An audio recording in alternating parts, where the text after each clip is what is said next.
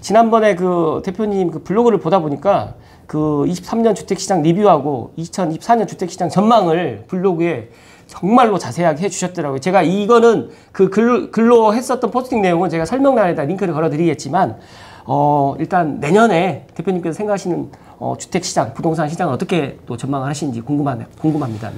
제가 그 사실은 써드렸던 그 블로그 내용은 아마도 내년에 조금 이제 금리 뭐 저기 때문에 좀 안 좋다라는 얘기를 살짝 썼었어요. 아마 주 내용이 지금 현재 상황에서 현재 뭐 저 내년 상황도 그렇게 긍정적이진 않다라고 하는 걸 썼는데 어떤 분들이 왜 그렇게 부정적으로 보느냐라고 해서 제가 왜 그냥 얼마 전에 또 머니쇼인가 어디선가 그 보니까 내년도 주택 시장을 또 이제 부정적으로 보는 게 아니고 긍정적으로 보는 데도 있고 그래서 제가 아니 시각은 여러 가지인데 제가 일단은 뭐 그 둘 중에서 이거 하나 드렸는데 제가 그러면 긍정적인 시각도 하나 써드리겠습니다. 라고 해서 아직은 안 올라갔는데 지금 작성을 해놨거든요. 근데 사실은 보면 이 주택 전망이 뭐 여러 가지 요인이 있어야 되는데 원래 수요 공급 막 이게 있어야 되잖아요. 그렇죠. 근데 요즘은 그 이슈가 다 사라지고 모든 부동산의 요즘 전망은 되게 보면 금리예요, 금리.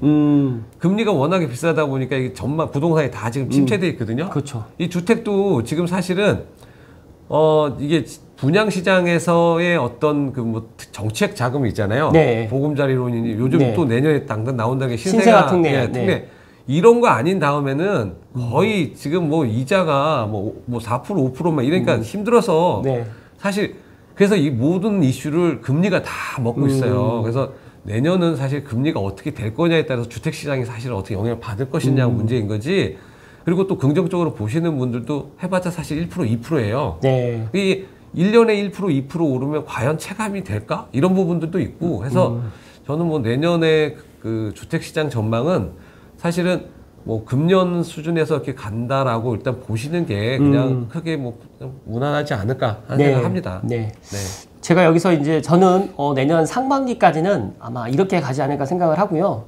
내년 상반기에 이제 미국이 금리를 갖다 인하를 지금 파월도 이제 미국이 금리는 그러니까 파월 의장도 금리 인하 안 하겠다고 그래요, 자꾸. 그런데 시장에서는 이미 지금 이제 금리 인하의 그런 국채금리도 좀 내려갔더라고요. 그래서 제가 이렇게 보니까 제가 2년 전에 파월 할배가 어떤 이야기를 했냐면 금리 안 올린다 그랬거든요. 근데 금리를 미친 듯이 올렸고 지금은 또 금리 이제 그러니까 안 내린다고 지금 이야기하는데 못 믿겠어요. 그러니까 반대로 이제 시장은 이제 받아들인다라고 생각하는데 물론 대표님의 생각 충분히 저도 공감하고 있는데 어쨌든 간에 저는 내년 전반기까지는 총선도 4월 10일 날 총선도 있고 또 지금까지 또 부동산 가격이 너무 많이 또 올라가 있어서 이런 피로감이라든지 또 고금리에 있는 또 젊은 또 청년 세대들의 또 그런 여러 가지 이런 여건들 때문에 내년 전반기까지는 아마 이렇게 갈 것 같은데 저는 이제 내년 전반기까지는 이렇게 보합으로 가다가 내년 하반기에는 아마 임대차 시장부터 먼저 이제 움직여서 내년 하반기는 좀 그렇게 가지 않을까 예상을 합니다. 대표님 생각하고 조금 저기 한 게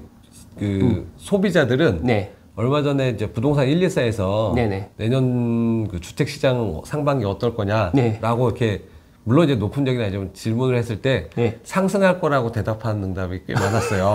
근데 물론 이게 중간에서 중도? 아직 뭐 무응답이라고 그러나 약간 그런 분들이 꽤 많아서 이게 유효하다 안 하다가 아니고 근데 설문조사 결과로는 사실 오를 거다라고 어떻게 보면 기대에 섞인 설문조사가 아니었나 생각도 하는데 그래서 그런 내용도 사실 블로그에 올라가 있으니까 한번 보시면 그것도 근데 사실 소비자들은 내년 상반기에 주택가격이 오르길 기대하고 있더라라고 아마 또 그런 부분도 있는 것 같습니다.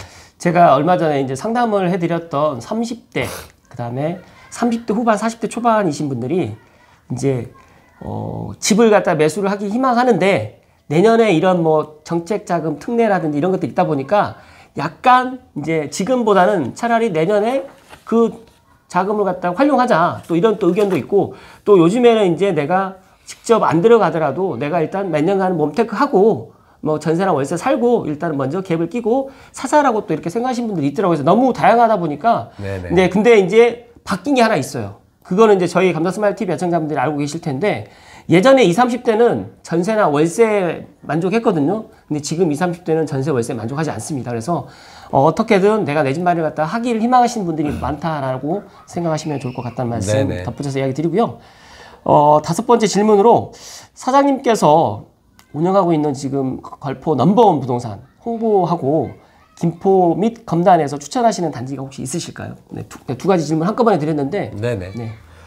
일단은 뭐 저희 부동산은 뭐 다른 부동산들하고 똑같이 이제 뭐 일반적으로 이제 저희 뭐 중개하고 뭐 매매 뭐 이런 건 다 똑같이 하고요. 네. 근데 이제 그 이제 아마 저 블로그나 이런 거 보시면 아시겠지만 네. 제가 또 이제 뭐 경매도 하고 네, 또 네. 하고 하다 보니까 이제 그런 부분들을 또 이제 와서 이렇게 상담하시는 분들이 많이 계세요. 네, 네. 근데 요게 이제 이전엔 제가 뭐 투자도 했고 하다 보니까 네. 간혹 이제 뭐 수익률이 나느냐 안 나느냐 뭐 이런 거부터 얘기해가지고 투자를 자기 하려고 하는데 뭐 그러니까 여기 오시면 원스톱으로 네. 원하시는 내용들을 같이 상담하면서 네, 네. 이제 또 솔루션 찾아가고 하는 네. 것들이 가능하기 때문에 네. 뭐 여기는 뭐 오시면 아마 좀 얻어가시는 게 있을 것 같고요. 네. 근데 그 저희가 이제 뭐 그런 거 뭐 다양한 거 하는 것도 하는 거지만 일단은 요 저희가 지금 앉아 있는 이 그 부동산 자체가 지금 걸포동이거든요. 네, 걸포동. 네. 이 걸포동이 네. 사실 보면 앞으로 어떻게 보면 향후 전망이 사실 괜찮은 지역이에요. 네. 그리고 뭐 대충 아까도 말씀드린 것처럼 뭐 일단은 김포시 호재에서도 보면 이 걸포동이 사실 고촌과 저쪽 끝에서 뭐 대충 중간쯤 되거든요. 네. 중간쯤 되는데 여기에 또 저기 뭐 인천 2호선 지금 연결하면 아까 뭐 네. 고양이시지만 그 고양 킨텍스까지 또 연결이 예, 돼요. 연결되고요. 네. 그러면 이제 그런 거 되지 또 주변에 또 좀 아까 뭐 시네폴리스나 뭐 이런 거 뭐 그다음에 김포 테크노밸리 이런 네. 개발 사업도 있지. 네. 그리고 또 최근에 이제 지금 막 공사해가지고 다 보이는 게 북변 3, 4, 5구역 그 재개발을 또 해요. 아, 그렇군요. 예, 그리고 여기에 또 보면 그 김포시가 사실은 CF 터미 냈다가 없앴다가 네. 이게 또 인구가 느니까 또 이제 필요한데 네. 그래서 그 CF 터미널 그 위치를 이 걸포동에다 잡았어요. 아, 그리고 그렇군요. 이게 네. 걸포 북변역이 이제 환승역이 되는 데다가 그것까지 되면 이제 종합 어떻게 보면 환승 체계를 네. 갖출 수 있는 네, 지역이 네. 돼요. 네, 네. 그러니까 요런 지역이다 보니까 앞으로 아 여기가 굉장히 좋아지겠구나라고 하는 뭐 그런 기대감도 있고 그래서 특히나 이렇게 좋은데 사실 보면 또 여기 바로 옆에 있는 5년차 네. 아파트가 5억 그러니까 3, 4평이 네. 한 5억 중반이면 살 수가 있어요. 네, 네. 그래서 문의는 많이 오시고 하시는데 대부분 사람들이 여기 우방보다는 또 이렇게 메트로자이가 또 유명하다 보니까 예. 이제 거기를 문의하시다가 네. 근데 돈은 없으신데 여기는 이제 없고 그러다 그 이 지역의 어떤 저거를 누리려면 우방도 한번 좀 생각해 보시면 어떻겠느냐. 같은 3, 4인데도 물론 가격 차이가 한 2억은 나요. 근데 네. 여기 우방도 사실 뭐 한창 때지만 거의 7억 8천까지 갔었거든요. 근데 그게 지금 3억, 5억 중반까지 내려와서 네. 그래서 거꾸로 젊으신 분들 와가지고 상당히 만족하시는 경우가 많아요. 왜냐면 네.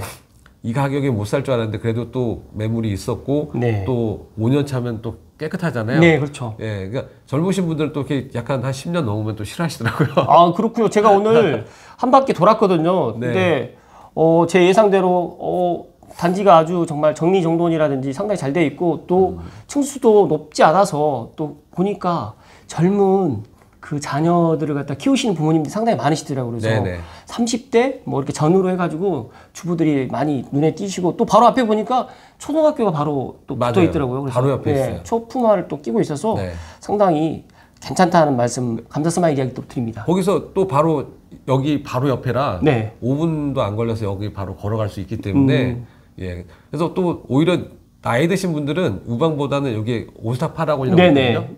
여기는 약간 풍이 중세풍이는데 문제는 인테리어가 약간 고풍스러워요. 아, 그러다 그렇군요. 보니까 네. 나이 드신 분들은 오스타파라고를 좋아하시고 아, 중후하게 네. 젊으신 분은 우방을 좋아하고 아, 물론 이제 우방보다 매자를 더 좋아하긴 하는데 거기 비싸니까 그래서 가격 대비 가성비는 네. 우방이 되게 좋고 네. 뭐 그런 상황입니다. 그리고 네.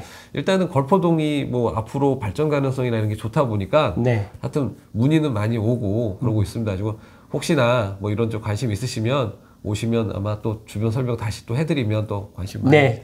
제 감사 스마일 TV 애청자분들께 제가 감히 말씀드리는데요. 김포에 제가 처음 방문했고요. 제가 믿고 또 이렇게 이야기 드리는 또 제 채널에 아무나 이렇게 소개 안 하는 건 알고 계실 거라고 생각합니다. 그래서 김포에 혹시라도 내 집 마련을 희망하시는 분들 계시거나 아니면 내가 또 김포에 또 여러 가지 또 그런 이슈를 갖다가 듣길 희망하시는 분들은 걸포동에 있는 우방 IU셀 단지 내에 있는 걸포 넘버원 부동산 제가 이렇게 뭐 이렇게 썸네일이라든지 이런 것들도 할 건데 일단 제가 먼저 이렇게 이야기를 드리니까 꼭 관심 있으신 분들은 임민호 대표님 얼굴 기억하셨다가 아니 캡처를 해가지고 가셔가지고 감사스마일 TV 보고 왔다고 하면 더더욱 잘해주실 거라는 말씀을 제가 드립니다. 그리고 맞죠? 네네. 그리고 추가로 좀 말씀을 드리면 네. 여기를 찾아오시는 분들이 주로 어떤 분들이냐면 네. 강서 마곡지구 있지 않습니까? 그렇죠, 그렇죠. 거기에 이제 그 LG가 이제 들어오면서 그쪽에 직장이 많이 늘었거든요. 네. 그러니까 거기에 근무하시는 분들이 좀 많이 오세요. 왜 그러냐면 여기서 그 마곡까지는 뭐 대중교통으로 가든 뭐하든 한 30분이면 충분히 가기 때문에 그래서 통근거리가 좋다 보니까 네. 그러니까 예전에는 여기가 연예인들이 많이 살았었어요. 네, 네. 그러니까 큰 평형에 뭐 저기서 여의도까지 한 30분이면 차 운전해서 가거든요. 네. 그러니까 이제 그런 부분들이 어떻게 보면 이 그러니까 서울의 서부 쪽이 가깝다 보니까 그쪽 부분들이 많이 오시더라고요. 알겠습니다. 네. 제가 다음번에 또 방문해가지고 이제 그 단지나 아니면 또 그런 것들도 또 제가 이야기 드릴 수 있으면 또 드려보도록 하겠습니다. 네네. 6번째 질문인데요. 지금이라도 내 집 마련 해야 되나요? 아니면 좀 더 기다려야 되나요? 대표님. 이것도 아까 그 집값 오를 거냐 내릴 거냐처럼 네. 약간 좀 그런 게 뭐냐면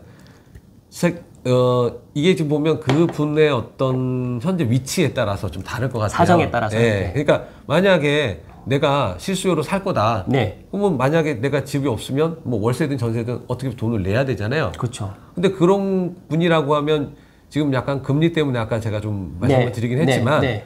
어차피 돈을 낼 거라면 지금 사실 되게 아까 좀 여기가 뭐 7억 8천까지 가다 이제 5억 중반이잖아요. 네. 그럼 2억 이상 이미 갭이 났어요. 네. 예전보다. 네. 근데 지금 저점인데 나중에 올라오면 뭐 그 정도까지 갈지 아니면은 뭐 중간까지 갈지는 모르겠으나 네. 최소한 안전마진 한 1억 2억은 가지고 시작을 하면 네. 제가 보기엔 실수요자분 같으면 지금쯤 이제 뭐 충분히 하실 수 있는 것 같고 네. 특히나 뭐 여유자금 있으신 분들은 일단 사두시면 제가 보기에는 어차피 지금 보면 2년 가지고 계시면 비과세 되잖아요. 네. 그럼 2년 지나고 나면 당연히 제가 보기에는 비과세에다가 차익 존재하고 하면 충분히 좋은 투자가 또 될 것 지금 같아요. 보니까 실거주도 안 해도 돼요. 되기 네, 때문에 그렇죠. 충분히 그러니까 그래서 지금 젊은 분들 중에 이제 자금적인 여력 대신 그리고 또 내년에 또 이제 공제 금액도 커지잖아요. 네. 또 세법도 바뀌어가지고 또 이제 그래서 지금 내년에 저는 이제 부동산 시장을 그렇게 부정적으로 비관적으로 보지 않습니다. 그래서 내년 한번 지켜보시고 뭐 12월 달에 감사 스마일이 뭐 내 집 마련하라고 말씀드리는 게 아니라 일단 스탠바이 딱 하셨다가 딱 정말 내 마음에 딱 들은 그런 지역의 물건 나오게 되면 픽하실 것을 말씀드립니다. 조금 더 말씀을 드리면 네. 이거는 방금 말씀하신 것처럼 이거 집을 사라는 게 아니고요. 네. 그런 그 생각 있으신 분들 하시면 좋다는 거고 네. 이거를 만약 연끌해 가지고 금리 때문에 하시면 나중에 고통스러운 시간이 올 수 있어요. 네, 맞습니다. 그러니까 그거는 네. 아까 말씀드린 대로 내 현재 여건에 맞춰서. 상황이 네. 어떻게든 집을 사든 뭐든 실수요로 뭐를 해야 되는 상황이라면 네. 내 여건을 보고 그러면 차라리 월세를 내느니 뭐 이자 내면서 좀 견디시면 그러면 그만큼 차익이 또 있을 수 있다라고 제가 말씀을 드리는 거지. 네. 이 뭐 지금 사실 여기 단지도 연끌하셨다가 그 상투 잡고 오셔가지고 오히려 더 저점으로 떨어지고 난 다음에 네. 손해 보고 막 가시는 분도 있거든요. 그렇군요. 근데 그런 분들 보면 가슴 아파요 굉장히. 근데 그렇게는 아닌 겁니다. 예, 네. 그거는 조금 구분을 해주세요. 네. 네.